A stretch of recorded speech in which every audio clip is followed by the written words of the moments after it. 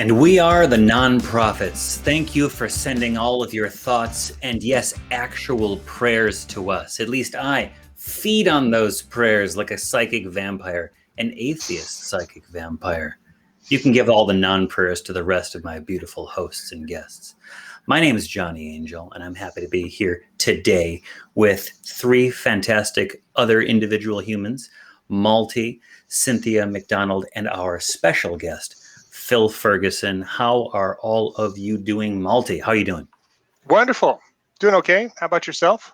I'm all right. Anything happening this week that excited you that you want to share with the rest of us? Just regular stuff. We got a little bit of a heat wave here up on the north coast of the Pacific. So I'm not used to this kind of weather until August, but hey, there you go. Summer coming early. So if Malty passes out, everyone don't worry about it. It's fine. We'll get someone to, I don't know, Amazon him a bucket of cold Trying water. to keep hydrated. I have a large container. That helps. Cynthia, how about you? Hey, Johnny. I'm doing splendiferous. How about yourself? I'm doing great. And I want to say that I watched your show last week and your promo, and I very much enjoyed it. Did you enjoy doing it? I did. I love driving runaway trains. So looking forward to doing another one. Was it a runaway train? Did you feel that you were losing control, that you were going downhill and the anti-lock brakes were locking? Well, Johnny, the way that I work is that I expect everything to go wrong all at the same time. So if it goes well, that's a plus. So it went well. That was a plus. It didn't run away, even though I was expecting it to. All right. Well, I enjoyed it. I think the folks who watched it enjoyed it too. Yeah. Well, we got Phil Ferguson. Phil, we've been trying to get you on the show, but there's been some communication back and forth, and we finally got you. We locked you down. We pinned you down. We actually used pins. Well, I'm delighted to be here. Unfortunately, for me, we're right in the middle of a kitchen remodel. Ooh. So everything that's supposed to be in the kitchen is all over the house. The refrigerator in the living room, utensils in the dining room table, washing dishes in a bathroom sink. It's great fun. I recommend it to everybody. Yeah, that is cool. My dad liked to do both bathrooms at the same time. Oh, nice. So I took a lot of power baths when I was in my 20s, when I would stay there, and it was a mess. But it was funny. It was fun. You start the shower, you do everything else, or you start the bath, and then you jump in there, splash in like 3 inches of water, roll around like a dog in a bunch of leaves, and then that's the bath. So nice. That kitchen remodel. That is so nice. Nice image, huh? Nice image. No, okay, sure. Thanks a lot, Johnny. The good times, yeah. I tell you what, I'm going to talk a little bit more about this show, in case those of you are tuning in, the algorithm sent you this way, or you're just clicking around YouTube, just YouTube roulette. This is a show where we talk about current events and social issues from a skeptical humanist perspective. And this show is a product of the ACA, a 501c3 non-profit organization dedicated to the separation of religion and government and the promotion of positive atheism. If you haven't already done so, you should please subscribe to the show and click on the like button below. Set the notification bell on so you always stay notified when a new episode premieres, and it will premiere every Sunday at 3 p.m. Central Standard Time. Right now, last time I checked, we were at 8.3 thousand subscribers, but we might be upwards of that. Once we hit 10,000 subscribers, we're going to do some fundraising. So get in there, share this show with your friends, family, foes. Force it on people. Don't force it on people, but share it with everybody. Let them know. Maybe there's someone at your work that you talk about issues with. Send us to him or her, and maybe they'll like it too. Let's get the word out. We can start doing those fundraisers. The ACA has a new YouTube channel. You can check out the Atheist Experience Network, which we have been calling a one-stop shop for all ACA shows in podcast form in one channel. Subscribe at tiny.cc/AEN podcasts to listen to episodes of the Nonprofits, Atheist Experience, Truth Wanted, Talk Heathen, and other ACA shows that you want to watch, and you really should watch them all. You can join our fan-run social media outlets. They can be found on Facebook and on Discord. Most of us pop in and out. You'll see us on Sunday. I like to be in both the YouTube chat. I pop into Facebook a little bit and definitely go into Discord.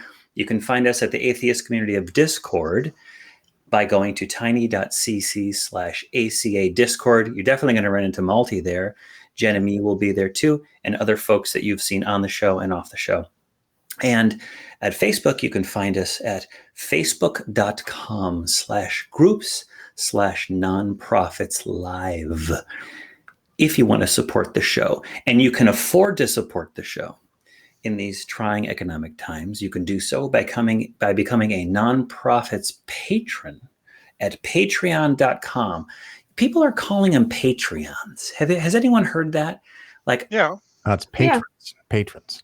Patrons, but some people are saying Patreons. Well, some And people that- are wrong. Yeah. Truth is not democratic, is it? You're patrons. Like you're a, Renaissance painter and you That's need right. patrons, right? Mhm. Lorenzo the Magnificent. And well, you can be our Lorenzo the Magnificent and sponsor some of the programming that we're putting out there. We love our Lorenzos, and you can support us at patreon.com/thenonprofits. And there's been a little bit of grief about this in the YouTube comments section. Imagine that. We do appreciate the commenters. But if you already support Amazon, all right, we're not telling you to go do it, because there are work practices, there are fair labor practices, all kinds of problems with Amazon. But if you're dead set on buying something on Amazon and nothing's going to dissuade you, and you want to also support the ACA, we'll take that support. We would encourage you to go try to buy locally, try to buy fair trade, try to buy someplace else. But if you're already going to do it, people in the comments and others, you can throw a little bit of cash to the ACA if you are inclined to do so by going to smile.amazon.com and selecting the Atheist Community of Austin as the beneficiary. It won't up your price at all, but a little bit of it will go to the ACA. And it all does add up, considering how many people are out there watching and buying crap on Amazon, including myself now and again. We value your feedback, so please tell us what you like and what you don't like down in the comments, or email us. We haven't gotten as many emails as I would like. And I really do like the emails. I get some, but not as much. Tell us what you like. Tell us some ideas for segments that you'd like to hear about. Something that other people are doing that we're not doing, or something that no one's doing. We want to know, and we'll put it on. And so you can do that at nonprofits@atheist-community.org. As with all of our shows, links to today's topics and the news we discuss are available in the description below. Feel free to pause this video, read the material that we put down there, and come back and see what we say about it, because you're going to have your own views, and then share that down in the YouTube comments. So that is what we are all about. And today we've got 4 different segments. We're going to be talking about the Archbishop of Canterbury issuing a personal apology over charity abuse. Thoughts and prayers once again. We've also got a Louisiana-based Bethany Church that has been accused of running horribly abusive training programs for future church leaders. That sounds cool. We've also got an issue with regards to, oh gosh, where did it go? Oh, the notes got all screwy on me.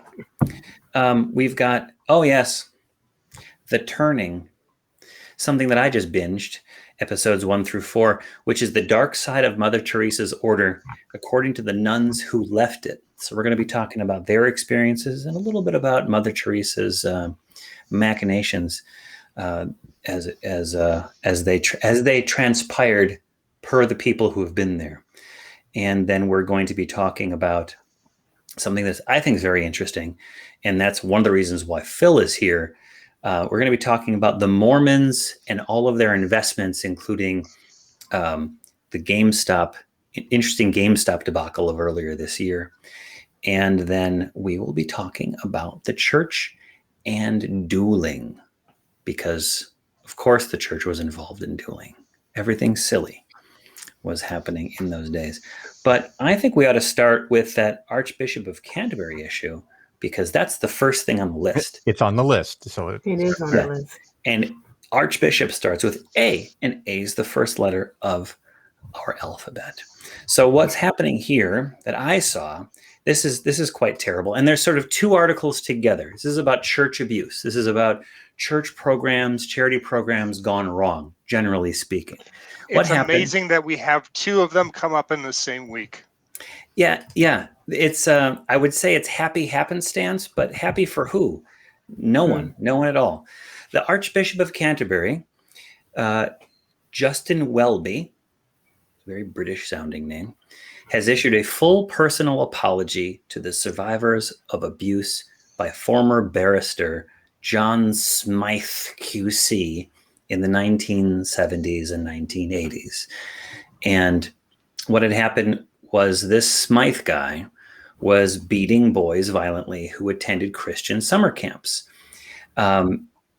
Basically what happened, and in short, they were camps. These were disciplinary abuses, trying to keep the boys in order. And in order to do that, he would just take them and beat the living daylights out of them. And once again, this is an example of church leaders not knowing what's happening or saying that they don't know what's happening in their own organization, in their own extracurricular activities, and then feeling just terrible that it happened. It's really just so unfortunate that this happened. And this does not reflect the values of our church. And yet this stuff keeps happening again and again. Some thoughts, first thoughts. Mm-hmm. Well, the thing that got me was this idea of a personal apology. And I'm thinking, as an archbishop, does he have the authority to apologize on behalf of the church? And I'm thinking he either doesn't or he doesn't matter. But carefully choosing one's words to say it's a personal apology, which means it's not a church apology. And my first thought was personal from him. Why? Was he involved? He's not involved. And then I found out, oh, yeah, he's known for over a decade, maybe 2 decades, that this was going on. And he sat on his hands.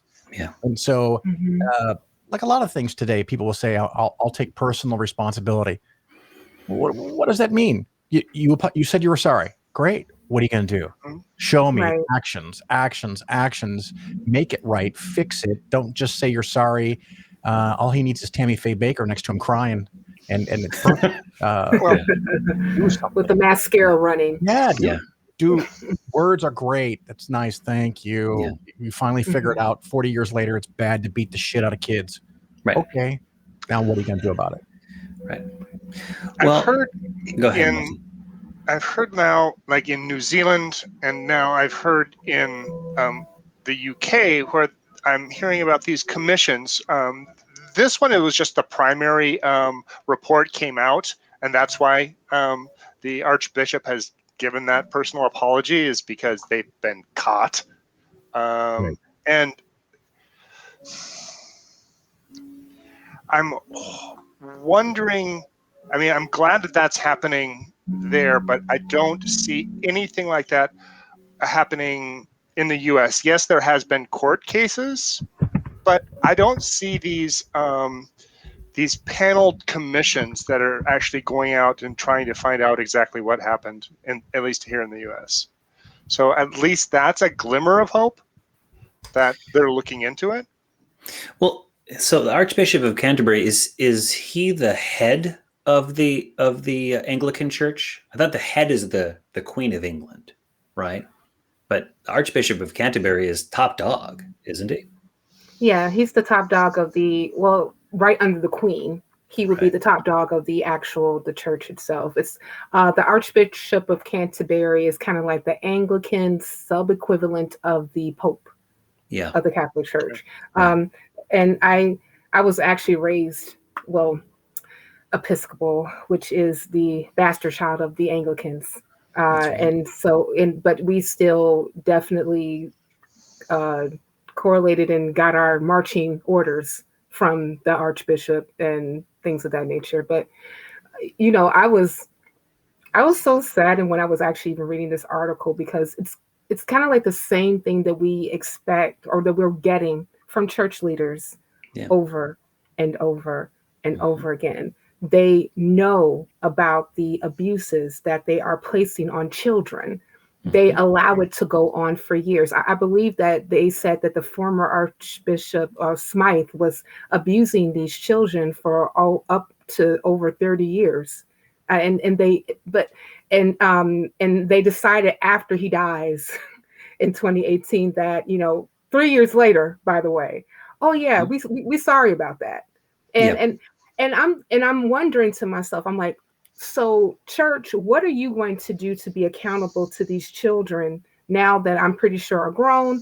They're still carrying around this trauma. Are you going to foot their mental behavioral health bills? Are you going to even, set up a commission for truth and reconciliation? Are you going to pay these people for the abuse that you wrought on them? And at this time, like Phil said, it's just words, which mean absolutely nothing. And so what, you say sorry? So what that that you came and apologized or whatever? I mean, like, you never stepped in to stop the abuse when you first heard about it in the first place. I personally feel like they should go on an apology tour with the Catholics and see what happens with that. Get Aerosmith and some other people together. I don't know. Aerosmith? Did you say Aerosmith? Well, for an apology tour, I don't know. Like, maybe they can be an opener. Did Aerosmith do something wrong now? No, that was just the first thing that came to mind. But I really like, their songs. Did Steven Tyler do something wrong? Well, here it's too late to undo what's been done, right? To these kids who are now grown up. But once it was discovered, you can take some action to make sure that you do a complete audit of the entire organization. Right. You have to, because then you can hide your assets better. Yeah, that's right. Well, not that kind of an audit, but like a complete audit of okay, what do we got going? We got this church, we got all the churches. Let's find out what programs are going on. Let's do an audit of every single staff member. Let's find out that they're squeaky clean, because now we know there's a problem and we actually care about what's going on here. We don't just care about getting caught. We want to make sure that no one else is doing it. So what I saw, this always reminds me back to the big Catholic scandals, because the Catholics are the Catholic Church is the world's largest criminal organization because of its perpetual hiding of abusers. Sean O'Malley is an individual who is proposing several measures in the Catholic Church. And he suggested that the Vatican establish, I love this word, tribunals to deal with bishops accused of wrongdoing. I want a complete audit of the Anglican Church and the Catholics and every other group of any other religious group. I want everything to be public in front of everyone. And I think, although there would be some pains in doing that, and probably liability as a result. That's why they don't do it. Is because they don't want to release the Kraken when it comes to all of their crimes against human beings. But the only way to prevent this from happening is to make the entire organizations transparent, so watchdog groups, so people can see what's happening and keep an eye on them. But that's not the way these organizations work. They operate on secrecy. They're not going to work that way, because they have determined, even with all of the blowback from the cases that become public, that they have decided that's a better path than clarity, because clarity might be 10 times worse than just the cases that eventually come out 20, 30 years later, because they can always say that was back then. Just like this guy said that, I'm sorry this was done in the name of Jesus Christ by a perverted version of spirituality and evangelicalism. Well, if it's a perverted version of spirituality, why does it happen again and again and again? And I think that it's not a perversion of the system. It's what the system does. It's what the system creates. And I think that religion is a net negative to our probability of survival as a species. At one point, I can see how it would be beneficial. I had this conversation the other day. When we were a loose band of semi-sentient animals, if we had a united mythology to bind us together, we must do these things because we don't have great concepts of morality, but the Sky Daddy, he will punish you. He will punish you. That's one thing, but we've progressed beyond that. We know we have laws. Right. And this is essentially a separate set of laws and a separate system that is apart from that social contract that we have hammered out over the course of tens of thousands of years. And I do think you're right, Phil. It's an atmosphere of obedience and deference and unquestioning and fear of greater punishment if you speak out. And that's the problem. Along with that, unquestioning is on those organizational leaders, a lack of accountability. First off, when I hear the word tribunal, I look right into the Spanish Inquisition. I think about, priests like Dancing in Red, or a Monty Python sketch, with no one expects the Spanish Inquisition. Fear. Fear and surprise. Fear and surprise, right? Fanatical devotion of the Pope. I used to know that whole thing anyway. But I get the rack, but I just washed my dishes. Put her in the comfy couch. In the comfy couch, we push you with the pillows. Anyway, but the problem is that when they talk about these, when they're talking about, oh, we're going to investigate, or we're going to set up these tribunals, or we're going to do X, Y, and Z, it's always internal. It's never an outside entity that's actually looking into the practices of these organizations. And because, again, you're not going to get the transparency, as you mentioned previously, Johnny, so that, these people can actually be held accountable for their actions. I mean, I don't understand how for centuries, even if we just take the Catholic Church, how for centuries folk knew about abuse of children. Basically, this is the largest kid rape organization in the world.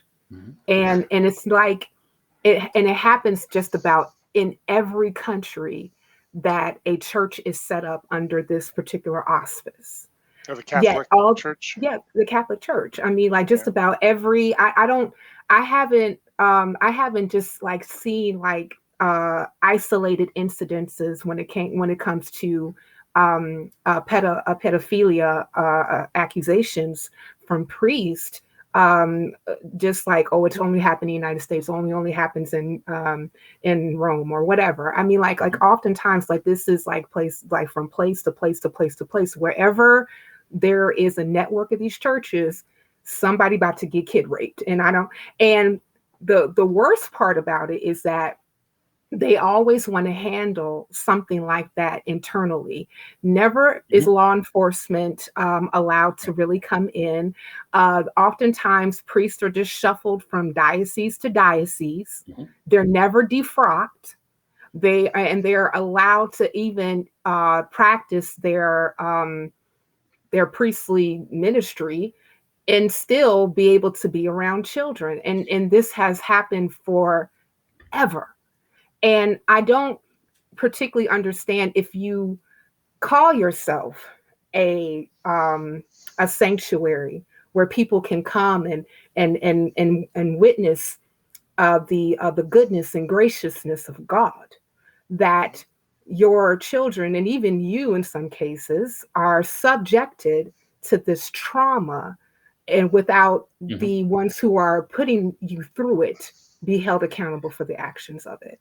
Well, Phil, Malty, let me ask, and Cynthia as well, let me ask you, are there any other institutions in our society where we allow terrible crimes, violence, and abuse of children or anyone to be handled in-house? No. I can't think of any, but I wouldn't be surprised if there's others.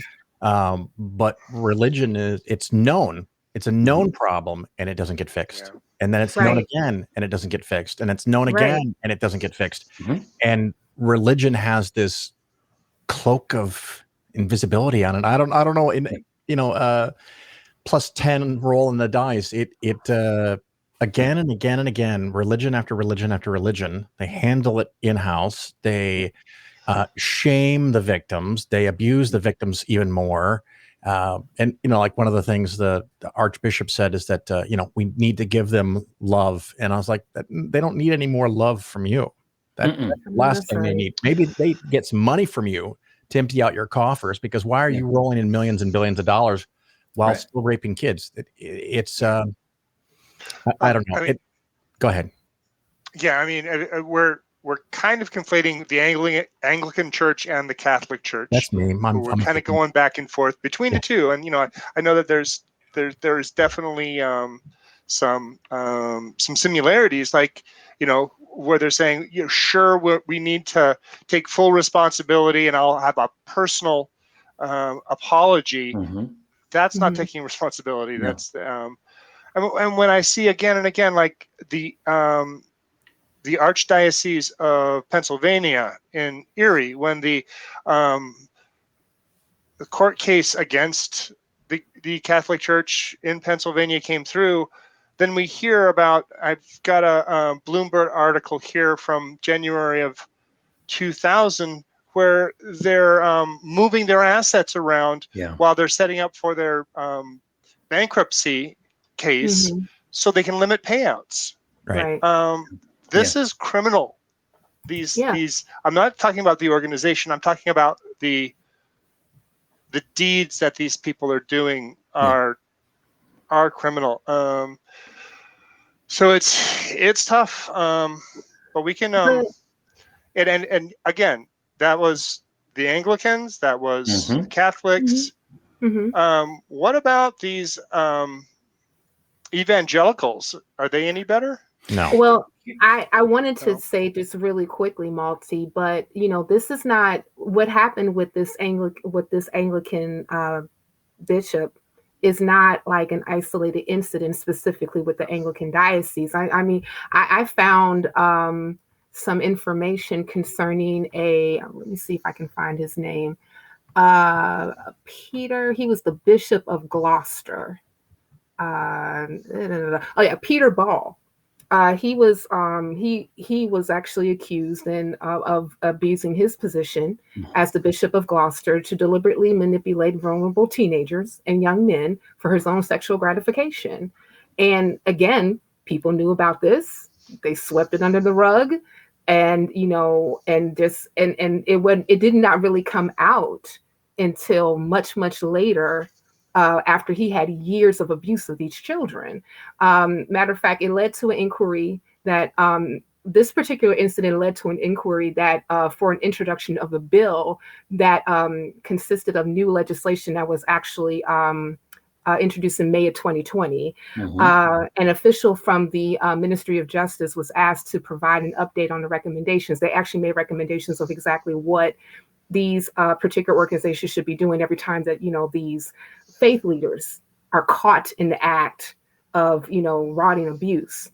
But it's still kind of like lingering in Parliament. It has not been passed yet, and it's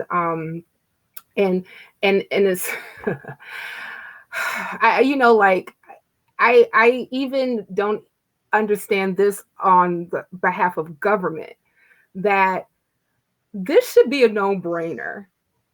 This should really be a no-brainer, like about when it comes to legislation and policy to protect kids from predators, whether they're under the cloak of the cloth, right, of ministry. It really should be a no-brainer. So okay, go ahead. Cynthia, I want to pilfer from your notes. Yeah, because they're such good notes and they're in TARDIS blue. But you say right here, the Peterborough inquiry led to a legislation for England and Wales that would mean faith leaders and sports coaches are defined as positions of trust alongside teachers and doctors. Mm-hmm. And I guess that would hold them to a different standard and examine them more. Look, if you're a psychologist, you can't mess around with your patients. If you're a doctor, you're limited too. Lawyers can, by the way, but it's bad practice. But when you're in a position of trust like that, a lot of things happen behind closed doors, locker rooms, closed, counseling sessions, things like that. The standard should be higher, right? Because some people, apparently, the fear of God, the fear of going to heck isn't enough for these sons of bitches, right? They need the long arm of the law to let them know, you get caught, you're royally fucked, motherfucker. You're going to be going to prison. And honestly, I think that if they extended that to your diocese, and I know, Malty, we did conflate the Anglicans with the Catholics, but there was talk, you were mentioning, these evangelical groups. I don't think it really matters. It's the scale. No one's bigger than the Catholic Church, right? We're talking about millions versus billions of people and dollars. Archbishop, priest. Now we're going to attach to the lawsuit, to the punishment, your diocese, your church, your diocese, the country that you're in, the organization itself. If the organization perpetuates abuse, because of the nature of trust in it, it should go all the way to the frickin' top. This is a RICO problem, break it up like the mob, toss the Pope in prison, because there's something that I found here that said, he didn't want to take certain measures. Papa Francisco didn't want to take certain measures to correct the problem. He wanted to approach different things than having tribunals. Right. I'm sure that the same thing happened with the Anglicans. Well, that probably exposes us to more. Let's just say thoughts and prayers. Let's just say our sympathies are with the families. We hate that. Fuck that. It ain't doing shit. Because we're saying over and over again, it's something about your organization. And more importantly, it's something about organizations like this that means this is going to keep on happening. And every time I read about this, I think about the Middle Ages. What was it like for those of us our ancestors were in Europe at the time, right? What were they going through? How many of us have priest blood in us because there was rape and terrible things happening, right? And nothing ever happened to them, right? Because you don't question your priest. You keep it to yourself. It sickens me. And we might go on to our next subtopic on this one, which is the other church that made the news, the Louisiana Church. Let me do a little scroll in here. Bethany Church. Bethany Church. Bethany. Yeah. Bethany's one of the mean girls. And in this case, Bethany is terrible because there was Jonathan Stockstill learned that, let me go to the article, Louisiana-based Bethany Church is accused of abusing kids through rigorous boot camps, fight nights, and humiliation. Its senior pastor, typo, apostrophe S, should be no apostrophe, Jonathan Stockstill, who apparently was stuck still in the brain, apologized for the pain the program in question has caused to those who became a part of it. So what was old Stocky doing this time? Well, he was sorry. Now he realizes that people expressed their feelings about it, that they didn't like it when he had fight nights and boot camps where people were hauling a bunch of freaking logs around. And then there was racist and homophobic comments at participants who were Black or suspected of being homosexual. And then there were female interns there was body shaming going on. And all of this was done and I think this is great, with the idea that it would develop interns, as the participants were called, into ministerial candidates, while also providing them with, quote, marketable skills, such as media production. Look, trust falls. Okay, let's do like I don't know, like an obstacle course here or a coding camp or something. But they had 500 or so young Christians in the program. They had said they had painful experiences to design to train young leaders. Okay, wait. I know we've got to be tough. We got to be able to take the slings and daggers of outrageous comments from crummy people in the world. But I don't know if these racist, homophobic, demeaning comments and this physical abuse was from the leaders or was it from people that participated in it. But may I quote this fucker, Jonathan Stockstill, and this is his little Facebook thing. My heart on 220 ministry, my heart is heavy as I have seen people's comments and negative shared experience from a student ministry that ran from 2005 to 2013 at Bethany called 220. While there was some positive fruit that came from that ministry, there were also leadership and cultural flaws that led to painful experiences for many. Most of the negative experiences came from an internship that was connected to this student ministry called 220i. And I could go on, but he said he was aware of what was going on and a former intern said he knew what was going on and did nothing to stop it. He says he didn't know. You know what? If you're that fucking oblivious, Stockstill, you don't belong around fucking kids. Go get a job, I don't know, like tending plants or something. Yeah. I mean, this Bethany Church, as far as a revivalist evangelical church, is a pretty big one in the area. It's and which was started by his father, Larry Stockstill. Yes. So he's inherited this ministry. And oh, by the way, if I can take a slight detour. Yes, please do. Larry thought of this great idea back in 2001 to divide the world. 2001. Yeah. Look at that. Open the pod bay doors, please, Malty. To divide the world into 12 sections. Each one of those sections he's going to give to the control of ministerial growth to one of his friends, and then they will, what does it say? Grassroot plant indigenous pastors so they can grow their ministry organically. It sounds like a viral infection to me. Yeah, he should have stuck with plants, but he was getting a little bit too high. Okay, go on. Maybe Moderna or Pfizer may help that. Sure. So as they are congressing, by this way, this Surge the Surge project is continuing to do this. They will take your funds to try to teach, to send ministers that are trained to go to third world countries to teach the indigenous population how to build these network of churches.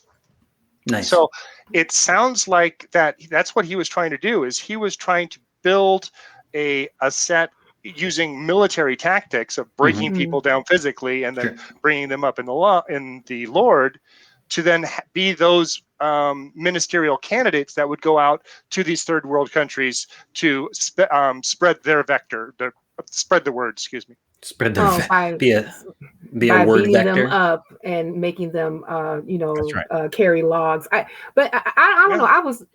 Am I missing something? And I don't understand how anything good can come out of training that will make you vomit and dirty yourself. Look, if you're in the Marines or the Army or something, or sorry, Jason, maybe the Navy. I guess you float on the logs in the Navy. I don't know. But I mean, that makes sense. Your life is in danger. You need to know how to do this stuff. you've signed up for it because you were going to defend your country and your comrades, right? But what the shit does carrying a bunch of logs until you puke have to do with spreading the word of the Lord Jesus? I don't. Yeah. What is that? I think I it's don't part of the understand. system, just like in the military, part of the system. You have to be willing to do something that is going to potentially harm you in the short run to make you a better person, to make you able to understand and to follow commands, because the person that you're listening to not only has this incredible power over you, but they're a spokesperson for God. And so you need to be broken down. And if that means you have to shit yourself, fine. If that means you have to pass out from exhaustion or hunger or dehydration, fine. Whatever it takes to break you down so that you are dependent on the organization. And just like his apology is just a chain of bullshit excuses out of it. You know, it's like, it's a highly disciplined program. Who gives a shit? You abuse people. I don't care what kind of program it is. Totally voluntary. Oh, let's blame the people that signed up. Well, you didn't have to. You didn't have to sign up for the abuse, but you did. Let's see. One size fits all was a mistake. So you think some of the people should have been abused and some shouldn't have been abused? Is that what you're trying to get through? That the whole thing is a lack of awareness, a lack of understanding, and a lack of genuine concern for the greater good, and the belief that there's this fairy tale fantasy land that you're going to go to when you die. So it doesn't really matter how I shit on people, or they're just narcissist, sadistic bastards and they want the money and this is the game they play. I take narcissistic, sadistic bastards for 300, Alex. Which is worse? I don't know. I don't know. With both of these, and I think also with what we're going to see with the next article, the next segment. Okay. Yeah, because I think our 15 minutes on this one is up. It's loosey-goosey. If we're having a good time, it's pure chaos when I'm conducting, because I have an idea, but I want it to flow, and I think it is. Tell us if it is in the comments. This is an example where with great power comes great responsibility, Uncle Ben. And gone but not forgotten. And no one's checking these people, right? No one's checking these people. And this is just tends to be what happens to some people. Some people rise to the challenge, rise to the responsibility. And they're the ones who serve the people in their little group. Like, I'm going to be an exemplar. I'm going to be the person who's actually watching out for them and really evaluating whether or not these participants are getting what they want out of it, and really listening. That a good boss is someone who serves their subordinate employees to make sure that they're flourishing, because it's going to help the organization, right? But some people, they get that taste of power. They're the person in accounts receivable that, like, just grinds you into a little moat of dust because they've got a little tiny bit of power. And here we've got people, the Archbishop, these people abusing these kids in the Anglican Church. Who the hell made them think that they had the authority to do it? They were unchallenged, and they just kept doing it. It's inherent in the structure. It's inherent in the system. Help or being repressed. That's why these kind of systems need to be broken down, and it needs to be transparent. And we, as a society, we should not accept blind obedience anymore. We're done with it. We don't need it. We don't need shamans. We don't need gurus. We don't need people that we defer and pass on responsibility and care to, except for experts. And even experts, we make the decision, right? They don't decide for us. And that's, I guess, where humanism comes in, right? Because we don't, as humanists, we don't defer our judgment to others. Too often we do. The hero worship, or we had some people call in the show. I can't remember where it was, but it's like, well, Richard Dawkins said this, and he's a saint. He's a saint scientist. Fuck him. He's right about some stuff, but he's not perfect about stuff. You can question anyone at any time. And that's what we need to exemplify in the society that we're trying to build, where each individual is a check upon abuse of authority and foolishness, quite frankly. Well, I'll tell you what, I think we ought to move on because we're going to see more abuse and more bullshit. Oh, good. Yeah.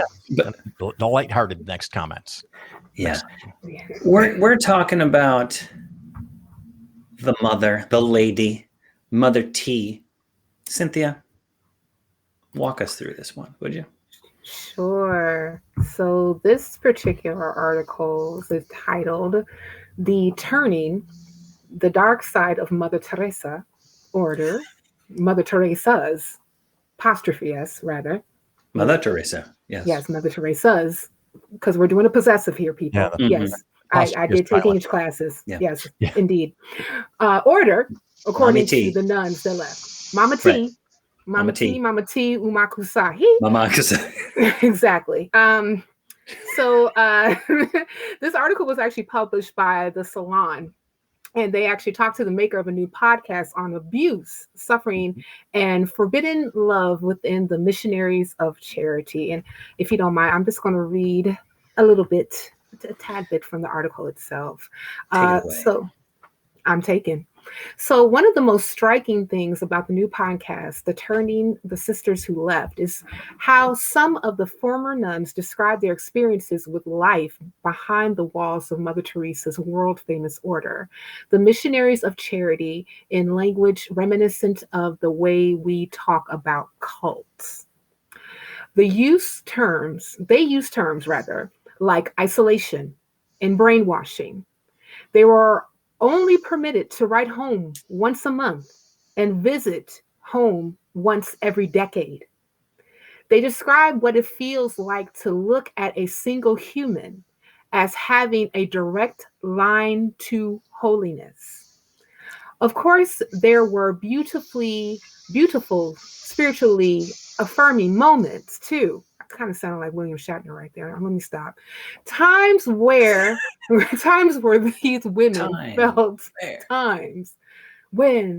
these women felt achingly close to the God for whom they'd given up their normal lives. Careful, we're talking about sad stuff. Don't do it in a silly voice. Yeah. Sorry, I'm trying to levity, people. Clearly believes in the no-win scenario. Mm-hmm. Indeed. Yeah. Exactly. Yeah. So joining the Missionaries of, what was it? Missionaries of Mercy? Missionaries of Charity. Missionaries of Charity. Okay. Yeah. Yeah. Kobayashi Maru situation. Yes. Yes. Phil, exactly. you've identified it. Yeah. Okay. Yeah. Oh, and for our for the producer of the show, I got you. So there you go. Teresa! I got you. I got you. Malty, what you got? That's exactly right. I'm hoping that by the time I get through the end of these 10 episodes, I think there's only 4 out right now, that some of the things that I'm hearing from the Salon interview with the producer, the documentary interviewer, Lance, I believe her name is, will kind of change, because there's I know that this is kind of a centrist point of view, but when she's saying that Mother Teresa's name has become synonymous with kindness, really, maybe for some. But I think there's a lot of voices out there that would maybe take issue with that statement. I personally do, but that might be me. And again, she's going on. It's like, people think that Mother Teresa is such a great thing. However, and I'm just like, okay. Well, a lot of people do. A lot of people do, Malty, right? Yeah. A lot of people do. She is a saint. It amazes me. She was canonized. She was. Yeah, I know. And I went to Catholic school. I went to Catholic school growing up here in Chicago proper. Jab to Phil, and we were taught. Mother Teresa was like Jesus walking on earth, basically. Who do you think you are, Mother Teresa over there? That's what they might have said in Chicago. Yeah. Exactly, with like same accent.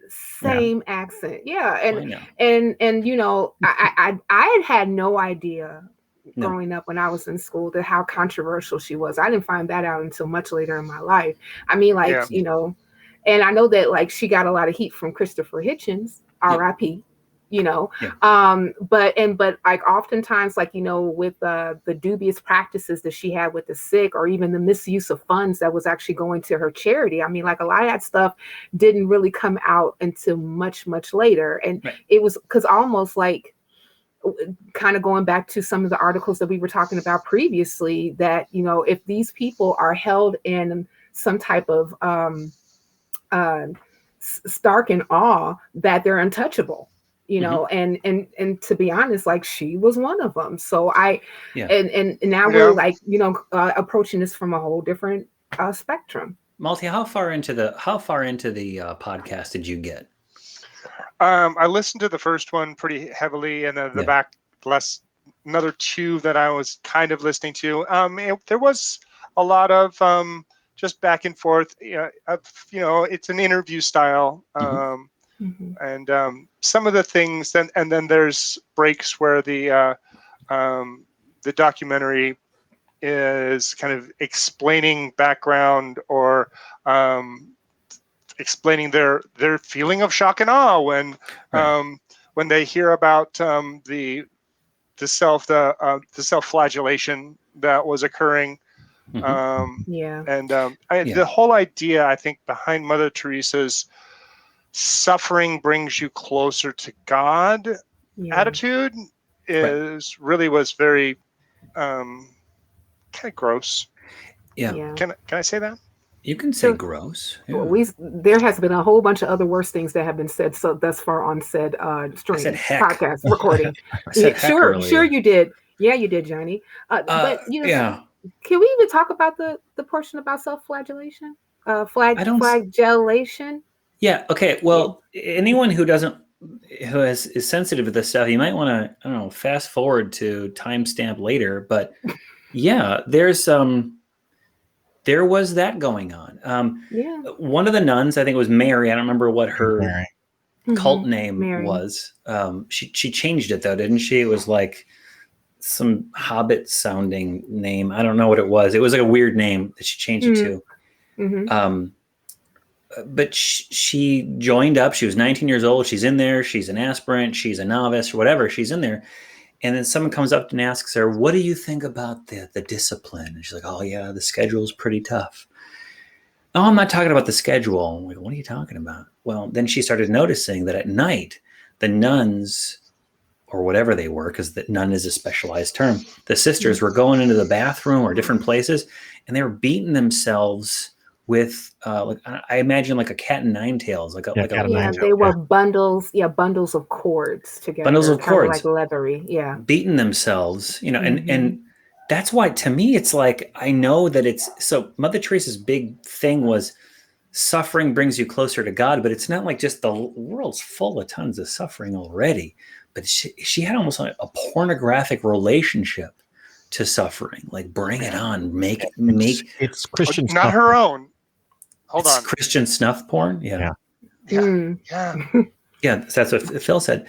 It is. And it's like, well, that's going a long way into that. It was very strange. They talked about, you know, not a lot of clothes. Okay, that's fine. They'd sleep all in the same room. That's fine. They're ascetics. But then at one point, I think it was the same person was chastised because she was using the shower, but she was supposed to fill up a can with water and then wash herself with a can. That's the self-indulging yourself with suffering. How dare you take a whole shower? You're wasting water. It was ridiculous, though. A whole shower of cold water was too much. Yeah, of cold water too. Yeah, well, because like it was coming down at you all once instead of you actually put it in the can. But did you all read that one part about, you know, concerning like self-flagellation? I believe that one of the former nuns asked her now husband to beat her. Yeah. And he didn't, you know, but she craved a way, but she asked him to beat her because she craved a way to have relief from guilt, because the beating of oneself with a bundle of cords was no longer a part of her practice. Right. So it's like, when you get rid of your cancer, what do you replace it with? When you get rid of the self-caning and self-beating, you have to have someone else beat you. Now it's not a religious Oh thing; my it's just a gosh. marital thing. But it creates all these perversions. And the other thing that I thought was interesting, I don't know if you guys picked up on it, but when Mary joined, she was in a group of maybe 13 or 15 women, and the process was not so different from the boot camps that we were talking about in the previous segment, where there was one thing after another where your humanity is taken away and you are broken down, you are abused. And when someone got out of line or decided that this was bullshit, they just disappeared. Now, never got to say goodbye. You never knew where they went. You don't know if they're buried out in the back 40 with the kids from the nursery camp. Cantaloupes, yeah. Yeah, they just disappear, and they take your hair and they cut off your ponytail, then they cut your hair shorter, then they shave your head. They end up getting you to beat yourself, and everything that we think we look for in I don't know, a self-guiding human is taken away until you are broken down to the point that you are willing to do whatever Mother Teresa says. And what Mother Teresa says is that suffering is the most beautiful thing. So when someone is poor and can't eat and they're starving to death, the last thing you'd ever want to do is give them morphine, because you're taking away the beautiful suffering that they are enjoying before they go to heaven. That's sick. Each one of those people could be a reabstantiation of Jesus, and the suffering of Jesus is the thing that is the best. They were married to Christ as he was being crucified, or as he was in the suffering stage of the sorrowful mystery or something. I don't know. Okay. I remember hearing that in the thing. Well, maybe they make a rule that you can only suffer for as long as Jesus suffered. So his was a day and a half. Yeah. So you suffer for a day and a half, and then they give you medicine. How's that? They had a really bad hike to work, though, that day, didn't he? Yeah. It kind of sucks. I mean, but like, how many of us that actually practice Christianity were told the exact same thing? That, when you are suffering in the name of Jesus, then that's when you're the closest to him. Right. This is an overarching message that has been told to all of us in some shape, way, or form, that and I even think that even perpetuates this notion that we have specifically here in the States, that Christians feel like that they're being tormented for their beliefs, and in newsflash, no one's torturing you. But, oftentimes, because if someone disagrees, or if they say, actually what you're saying is not correct, or no, your Bible actually does say this, I'll take you to the thing. And then they want to argue with you there. They would even turn that into, I'm suffering, or I'm taking the stripes that Jesus also had for my belief. Striper. And a striping of the striper stripes, like candy stripers. But yeah. Phil, you touched on this, but I noticed in your notes here a great point.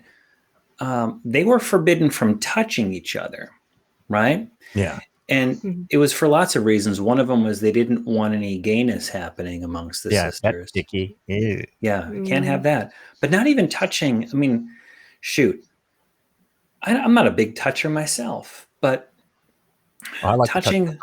Do you like? Well, I'm okay. Touching other people, I like back off, and you're invited, and now you're not. Okay, now a little bit more, but I don't need to. If I touch my friends, like, how you doing? Chuck them on the shoulder, or punch them in the gut, or whatever. I don't suddenly turn romantic with them. That's not gonna happen. That's a weird idea about what touching does. Also, we must have. For most people, physical contact is really beneficial. The lack of this is a control. This is like it absolutely is a control thing, and the Catholic Church and other churches know that. The problem is if you start to restrict the choices that someone has to express their sexuality, there is the possibility that they will express their sexuality with someone they're not supposed to express it with. Mm-hmm. And if there's no men around, you might find a friend that can help you get a little satisfied.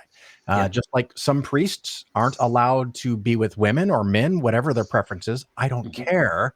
Right. They're not allowed to do that, but no one stops them from having relationships with kids. And so for some people, there just needs to be an outlet. And if every other thing that we consider acceptable is blocked and permitted and banned, weird things can happen because we're human, we're weak. And instead of embracing our variety of choices, you get put into a box. You can't touch. You can't even talk to each other too much because you're going to become close. Right. And again, it's breaking you down. You're not a human anymore. You're an automaton, and you just do what you're told, no matter how sick and perverted it is, because that's all you got. You don't have money. You don't have credit cards. You can't even go out alone. The lady that got out only got out because she took someone else to a hospital and she made a run for it. Literally made a run for it. And took clothes out of the lost and found kind of thing to be able to not look like a nun. That's fucked up. That's very fucked up. Seriously, deep shit. Real fucked up. Yeah. We could probably do a whole episode about the hypocrisy of Mother Teresa, about the scam sainthood, which makes me wonder about all the other saints. Like what terrible people, what terrible circumstances were prevalent with the various saints, St. Francis included, right? St. Francis, St. Augustine, St. Yeah. I was just thinking of St. Francis because a couple of years ago I had the luxury, I guess, of being in the city Assisi in Italy, which is the hometown for St. Francis. And the tourists there were different. It's not like going to Rome or to Florence where you just have a hodgepodge of people from all over the world that want to see Rome. When you go to Assisi, there's some seriously fucked up devout people there. And it was a very bizarre experience to be there because a lot of people really kind of treated St. Francis as Jesus, as a deity, as a major cornerstone of Christianity. He's portrayed that way in a lot of ways. He's like a second Jesus in his humility, in his devotion to simplicity. And of course, he's the one that has the holes in his hands. So if you ever see someone that's not Jesus with his hands out to his side, the camera doesn't get everything, but he has his hands out and there's holes in the iconography. That's St. Francis because he's the next best thing to Jesus. So and I'm glad you mentioned that because this is something I'd like to touch on and maybe we cover it a little bit more in future episodes. But what did the Catholic Church do with the very popularity of St. Francis? They used him as a way to, because they had a vow of poverty. St. Francis and his Franciscans, they were all about poverty and simplicity and all that, according to the what I learned about him. But people were throwing money at St. Francis. And the Franciscans were like, no, from what I learned. No, we don't want it. We don't need it. And the church is like, no, that's wrong. We need that cash. Yeah. We need that money now. You are forbidden from not accepting it, but you got to give it to us so we can melt it onto the gold bars and put it into the Vatican. Yeah. And that's exactly gold pressed platinum. Yeah, well, that's exactly what they did with Mother Teresa. I don't think Mother Teresa was a greedy gold digging monster. I think she was probably mentally off in some way, obsessed with self-abnegation and personal violence, and I don't know what else. But the Vatican saw her as a cash cow. Right. And they got hundreds of millions of dollars from around the world. Yeah. Did that money go to their charity activities? Apparently not. It went to the Vatican. In 1991, German magazine Stern revealed that only 7% of donations to the organization were used for charity. The rest, according to the magazine, were funneled into secret bank accounts or used to build more missions. In the podcast, they talk about they weren't even allowed to buy bread. They had to beg for it. They weren't allowed to buy vehicles. They had to ask for it. They weren't allowed to buy medicine. they got the absolute lowest garbage stuff that they could get, and all the money that they got from the Duvalier family in Haiti, from Charles Keating, who was part of the Lincoln Savings and Loan scandals in the 1980s. All of that stuff, all that money, all that wealth didn't go into actually helping people. So that's what you think, like, oh, she helped people. Yeah, but what did she do? She took cash and then gave it to those who wanted the cash. When she herself needed medical treatment, fucking Mother Teresa went to the best medical facilities in America and in India. She supported, she took away, Christopher Hitchens was big on this one. We know, well, that's one of his most awesome hitch slaps, I guess you can say, is the number one thing to do to improve the standard of life for women is to give them control over their reproduction and to educate them, right? She fought that from the very beginning. She was categorically opposed to that. So if anything, she was, here's a great quote, if I may. Mother was not a friend of the poor, but a friend of poverty. She said that suffering was a gift from God. She spent her life opposing the only known cure for poverty, the empowerment of women and their emancipation from a livestock version of compulsory reproduction. Nicely put. And then I found this interesting quote, and we'll have the links down here. And this is from, I don't have the name of the person, but it'll be in the link. In the ultimate analysis, because there were some class and racial issues there too. A lot of that aura surrounding Mother Teresa and her order is a myth created by the media and the Catholic Church, which sees in her beatification and eventual canonization the perfect means to revitalize the church at a time when churches are empty and the Vatican's authority is on the decline. And for many in the Western world, Mother Teresa reinforces their deep-seated prejudices that is ultimately the white man or woman who provides succor to the unwashed heathen masses of the brown and black world. She made Westerners feel good that they are still the saviors of the world. Nice. I had an idea. Cynthia sponsored this idea. It was right from you. I think one of our listeners should take the Ferengi rules of acquisition. I think that's what they're called. Rules of acquisition. Yes, that is correct. And as little as possible, slightly refine them to Catholicism, and make all those rules, because I think when you look at it, it's going to be very, very similar. The Ferengi mindset versus the Catholic Church mindset. So if one of the listeners wants to take that on as a project, I would love to see it when you get it done. Just send it to us, and maybe we'll have it on a different show. And that's the Negus can also be known as the Pope. That's right. The Negus is totally the Pope. Yes, the Negus is totally the Pope. Well, I mean, look at his staff. Right? Yeah. Or the Pope's ears, either way. Those rules will work, including even the rules. I don't think it's a rule of acquisition, but that women must always be naked. I think the Catholic Church would be totally fine with that. Yeah. Implied in there is that they must be naked and pregnant. Yes. Only in the kitchen. Yeah. Yes. But again, I grew up Catholic, and they didn't say those kind of things, but there is certainly amongst various religions of the world, and I think it's mainly amongst the religious of the world, that women have a role, and that role is always anchored in child tending. It's always anchored in the production and the improvement of children. That's Paleolithic shit is what it is. And and it goes back to this idea that to have leaders must be strong. Leaders must carry logs, and that women aren't as good as carrying logs. So therefore they cannot be leaders. They must be child bearers. They produce leaders. Look, we got to move on. Fuck Mother Teresa. and Malty. Listen to this set of podcasts. I think iHeartRadio did a good job on this one. Yeah, it was really well produced, by the way. Absolutely. Can't say I'm enjoying it, but I am getting a lot out of it. You're learning a lot there. We got a third segment, and we've got to move along. We're talking about Mormons and their money. What you got, Phil? Take us away, would you? Yeah, it's a story that was talking about what the Mormon Church is doing and what they're investing in. And the author of the story mentions things like Tesla and GameStop. And I think, I'll be charitable to create a clickable headline.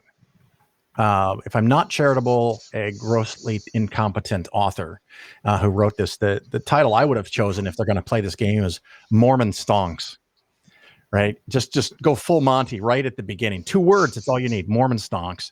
And it talks about how a hedge fund, a Mormon hedge fund that is part of the Mormon cult in church. It's not the only one, by the way. There's many of these. The Mormon cult is very, very rich, and they've used their money to buy land and stocks. And this particular hedge fund owns 1,800 stocks, because what else do you do when you have $46 billion? You buy a little bit of everything. And so it's basically an indexed fund. And so to look at the official government filing of this hedge fund, and you see the 1,800 stocks, and then to go, oh, look, they bought Tesla. Well, no fucking shit, they bought Tesla. They bought 1,800 fucking stocks. Did they buy GameStop? Oh, yes, they did. But they weren't riding the GameStop wave. They just happened to own it, just like they happen to own every other stock. So you could probably go down that list and you could pick out a tobacco company or a military company, any story you want to write. If you want to cherry pick out the 2 or 3 stocks that you think fit your narrative, you could do that. Here's the name, Ensign Peak.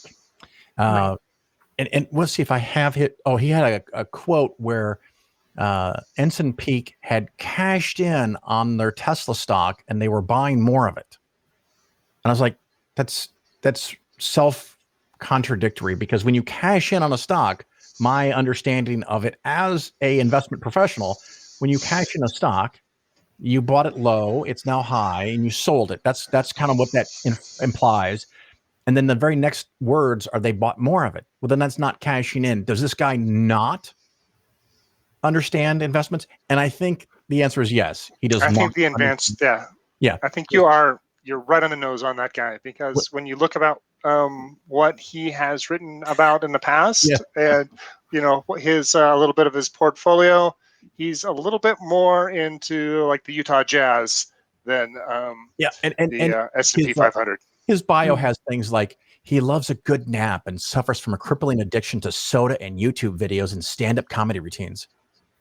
What? It could be me. Could be Puck, actually. He's got a crippling addiction to soda. And I personally do love naps. Yeah. Is an avid sneakerhead. I guess that means shoes, that you're like really into tennis shoes. And can also or ninjas. Wearing Jordans and Yeezys. Is that a shoe? What the fuck do I know? Yeah, that's Kanye West's shoe line. I'm very sad that I know that, but continue. And he's a people person, and he enjoys interacting and learning from others. Well, apparently he didn't take any class on finance or investing or economics, because he doesn't know what the fuck he's talking about. So he got this list, and I think it might have been Johnny who said it, where the boss comes by and says, who's next to write a stupid fluff piece? Oh, okay, it's Facer. That's his name, Facer. And he drops down a report that's got a bunch of stocks on it. And the guy goes, I don't know what to do with this. Oh, what's trendy in the stock world today? Stonks. Oh, Tesla and GameStop. Did they own those? And he flips through the 50-page report with 1,800 stocks, and then he just starts making up shit. It was crazy. It was awful. Yeah, it's I think that was Malty. It wasn't me. Yeah. Oh, I was going to say that the Mormon Church now has so much money that all they need now is a dragon to show up and take it. Ooh. Wow. Salt Lake City town? Salt Lake town? Yep. I keep in mind, so dragon this is that lake. What it be? Not a black dragon, green dragon, red dragon, like a Loch Ness dragon. You're thinking of Smaug. You're thinking of Smaug. Smaug. Yeah. Smaug? Okay. So if they're in Utah, it's probably going to be an earth dragon. I mean, what do you got there? You got a lot of red dirt, so it's going to be. Yeah. So what element is an earth dragon vulnerable to? would that be air? If you have Probably to be attack, air. you have to Yeah, attack the Earth Dragon with air. And right. what color would an Earth Dragon be? I used to know all these rules, but I've forgotten them now. So wouldn't it be brown or black or something like that? I'm sorry, I'm just like Lead's clearly like fire. okay. So Yeah. Mr. Frazier runaway here train. works for ABC 4 in Utah. Yeah. Which is actually it kind of concerns me because this station has coverage throughout Utah as well as parts of Idaho, Nevada, and Wyoming. They were one of the 4 stations that actually carried John Oliver's sensual blanket infomercial. Yeah.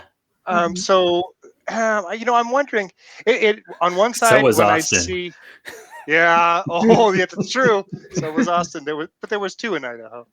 But when I see things like this, this was on Nexstar Media Newswire is where this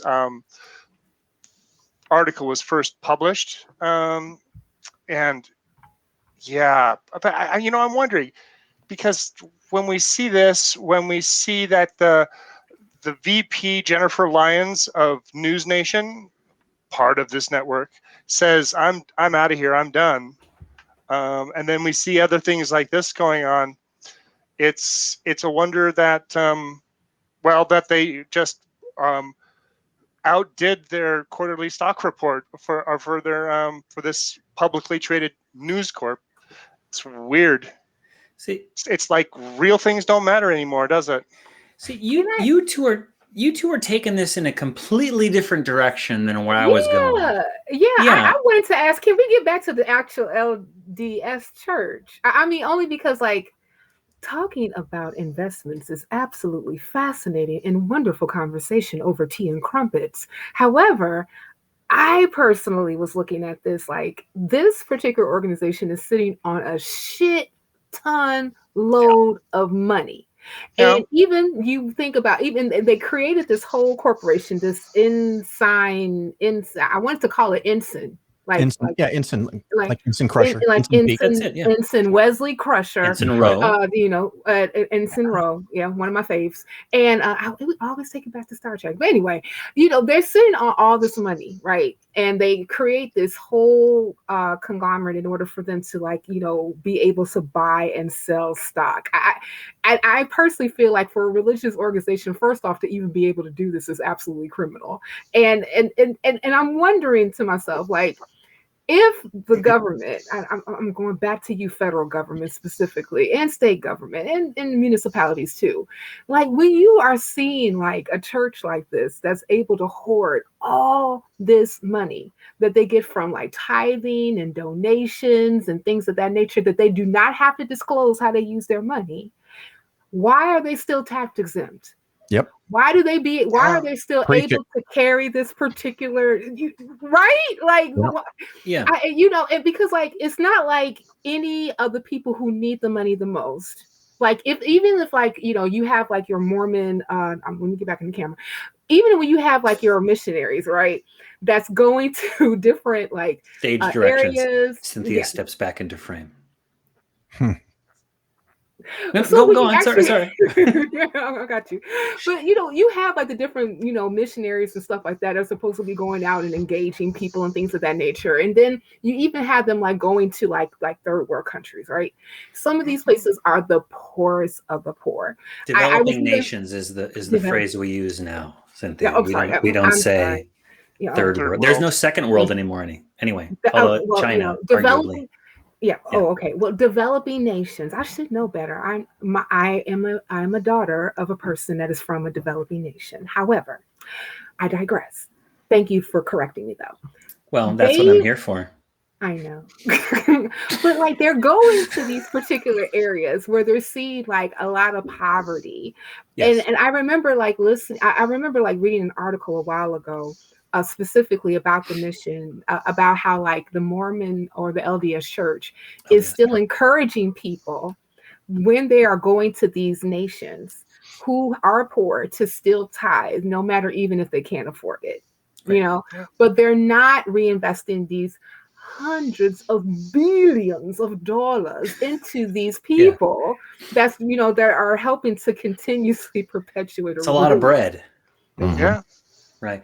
Yeah. It's, when I look at what we've talked about throughout our conversations today, church moving assets, investing in hedge funds, growing native vectors to self-replicate evangelicalization, of Replicate? these developing nations, right? Yeah. Mhm.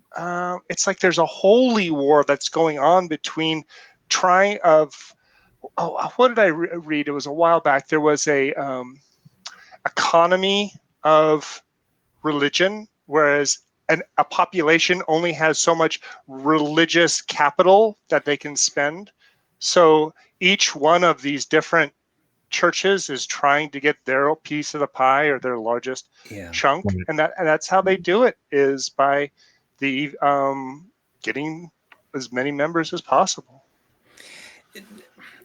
So this highlights to me not the fact that this article focused on the GameStop thing, but that the fact that we have to remember that these organizations are engaged in economics, not spiritual economics, not necessarily political economics, although they are.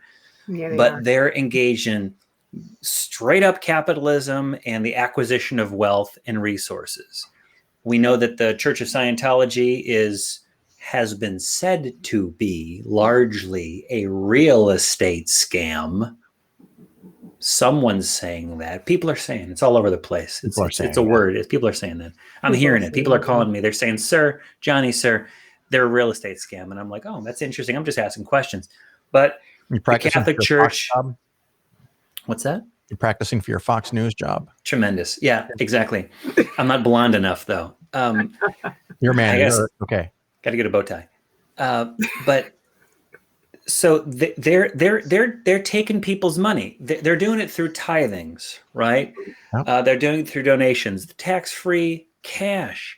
I wanted to know, is it just modern religions that do it? Heck no.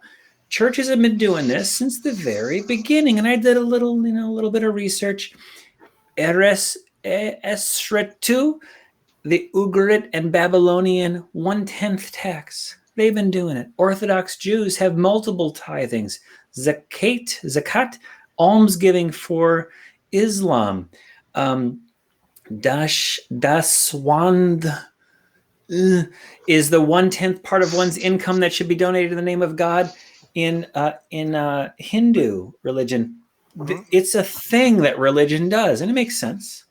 You've got the flock. You got to shear them. You got to shear a little bit off the top. They're going to get more. Well, there's all different kinds of religions. And the problem is that some things, like evolution, some things are successful adaptations. Mm-hmm. I don't know if you guys have ever heard of the Shakers.